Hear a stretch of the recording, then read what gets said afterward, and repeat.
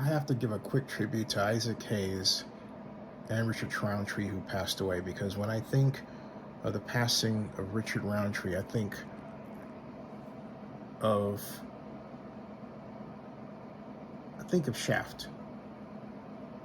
I think of the music from Shaft, and then I think of Isaac Hayes. And yeah, I just have to say that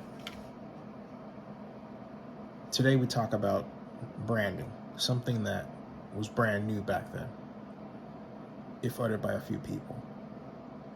But there was no or few better examples of branding than Shaft, with Richard Roundtree as John Shaft, with the music, with the percussions of the sound and the attitude. You just knew you're walking into a world that was dominated by a black private investigator. And that's what it was about, and that was Shaft. And he was the epitome, as a friend of mine just texted me, the epitome of cool. And there's no other way to describe him. Well, some other ways, like the one I just used before that.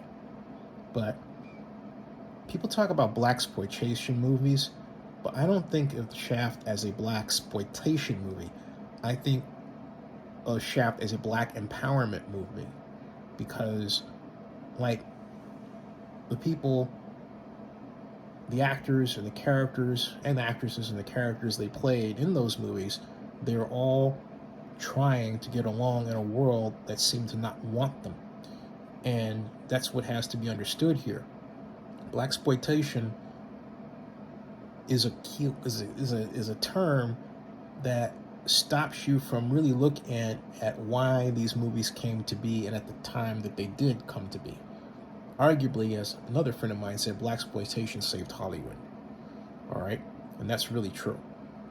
At the center of that was Richard Roundtree playing John Shaft, who was a bad mother. Shut your mouth.